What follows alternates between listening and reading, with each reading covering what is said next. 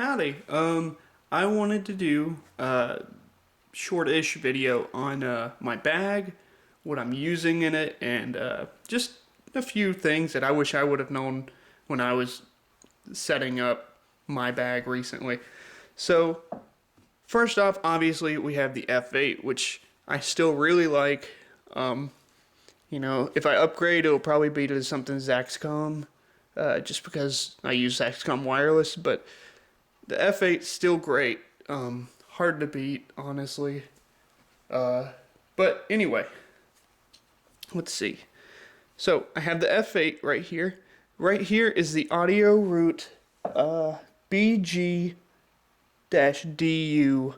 eSmart battery distribution center system. I love it. It's super nice having this little here. I don't know if you can see it very well. This So you got a screen right here with which for some reason it's not showing the battery accurately, because I know it's not at 97%, but whatever. You have this shows you how much battery you have, the thing at the top with the green, yellow, and red. You have how many hours you have left with what you have running. I mean, obviously it's not super accurate, but it's constantly calculating and trying to find something better or more accurate. Tells you how many milliamps you're using and have used, how many you have left. It's super great.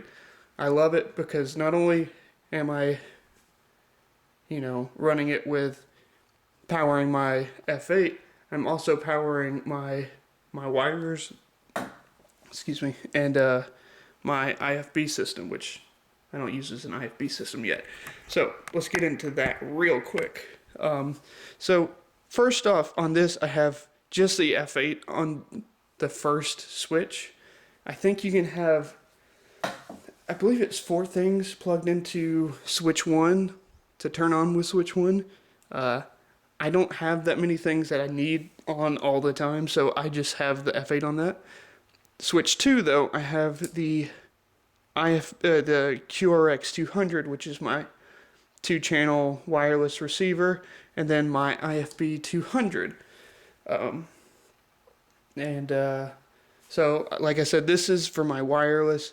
This is also for my wireless. So the IFB 200, which I literally only use at this point to basically, I send timecode to my wires because they have onboard recording because they're Zaxcom.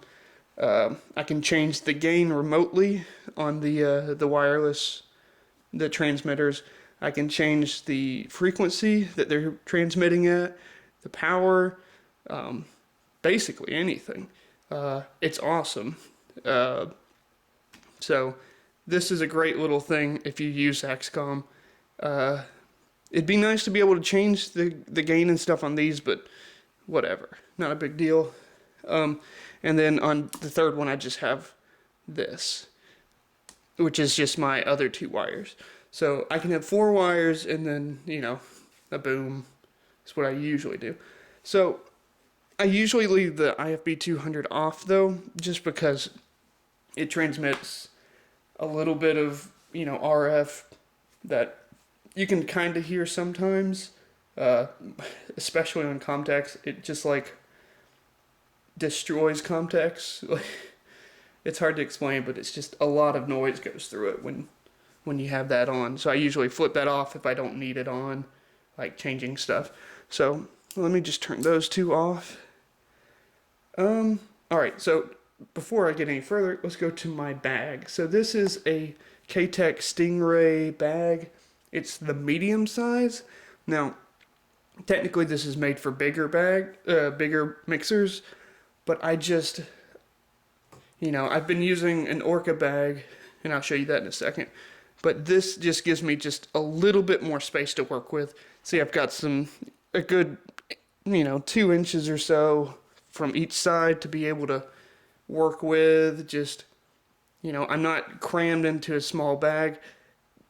I haven't used this in the field because I literally just got this bag yesterday, but it's wonderful having some space instead of just getting everything plugged in and just kind of having to like leave it how it is, like I can work with everything. So this bag is great. The handles fold in, which is one thing I really like about it. That was one problem I had with the Orca bag. But yeah, so here I'll show you the Orca real quick. So I just moved recently in the last week, so my house is kind of a mess right now, so please just ignore that. So this is the Orca bag. I would say that this bag actually is probably made better than the K-Tech. I mean, they have steel, I believe it's either aluminum or steel framing all the way around. You know, it's just super sturdy. You can't, I mean, it's just made super well. One thing that I like about this better than the K-Tech is that it has these side zippers to get access. So for some reason they didn't add that into the K-Tech. Not quite sure why. I mean, there's pockets there, but I kind of like having access to my plugs without having to pull the whole side off, but whatever. And so I had the F8 here, the Q2 QRX 200s here and here, and then I had, since I didn't have enough space, I had to put my IFB 200 and my audio root power system right here. Just super crammed. It had to be like clipped onto the zipper. I mean, that's the best I could do because it's just too small. But at the price range, this bag is awesome. Like, it's just made super well. You know, I'd ran the battery from this side because, again, I was running out of space. Would throw contacts in here or whatever I needed. Just a super simple setup. But yeah, for, I think this was like 150 bucks. This thing is just made super well. It's just, you know, you run out of space pretty quick, and like at the very top right here, the F8 was like, it's kind of hard to get the two, you know, channel 1 XLR and channel 5 XLR into it just because it's pushed up too high. And I have it about as low as you can have it with having, you know, a BNC cable plugged into the bottom. So that was the only kind of gripe with it, I guess. But I mean, that's not a real problem. But back to my current bag. So let's move this back. So where were we? Okay, I'll show you my battery system. Well, you're not gonna be able to see it anyway, but here, I'll flip this on its side, unzip this. All right, you can't see it, but instead of having an audio root battery, which are, I believe, like 200 bucks, I have a Hi-Q battery from Remote Audio. Almost exactly the same. You know, the audio root has a little bit more, it's got some like onboard memory on it that just transmits to the audio root stuff better. But honestly, it's the same thing. So I use that, and they're like 150 bucks. You know, just the same price as a MP1, but just smaller and has more battery. I mean, it's hard to beat that. I also keep this super short coil cable right here, so I have an easy access point. So say I needed to set my boom down or something, and instead of having to pull it out of the boom and have like a cable dangling from it, or you know, it's just, I have this and then I have what's plugged into the boom as well. So I just have two ways of getting it off of me real quick. You know, super simple, grab it and go. All right, let's see, we'll flip it over on this side. All right, so right here, I have my headphone cable coming out, and just tucked into this little pocket right here. Now there's no bottom on the pocket, it's just tight enough to hold things in, which of course it fell out when I'm showing you this, but holds it in pretty well, so I can plug into my Audio-Technicas real quick. But let's flip this out.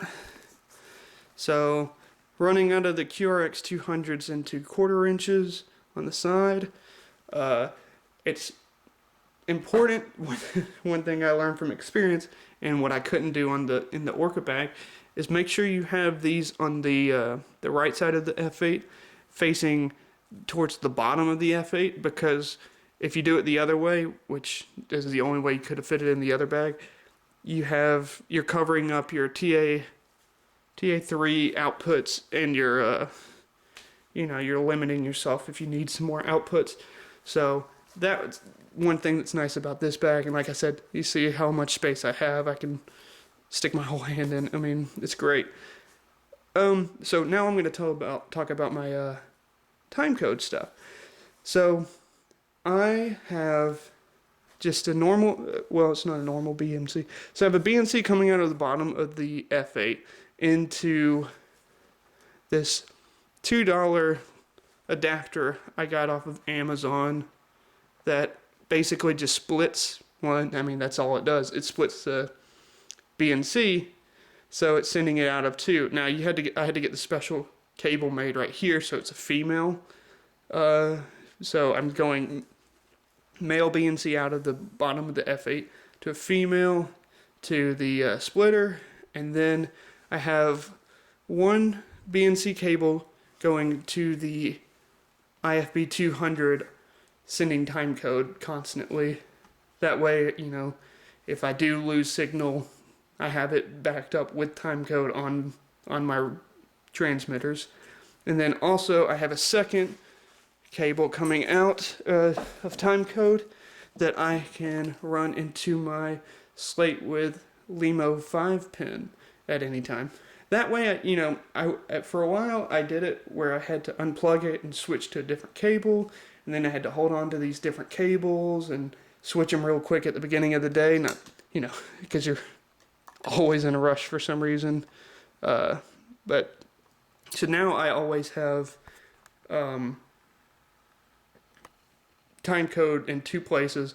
This one constantly, and this one ready to plug into my slate, which, I just got a Tentacle that I also got a special LEMO 5 pin female connector for, so I can also plug it straight into that. So pretty excited about that. I'm trying to think if there's anything else. I mean, there's an extra giant pocket up here in the front and the top. Haven't used that yet. Probably will just throw Comtex in there or whatever. Let's see. I think that's about it. If you have any more questions, just let me know. Yeah, take it easy.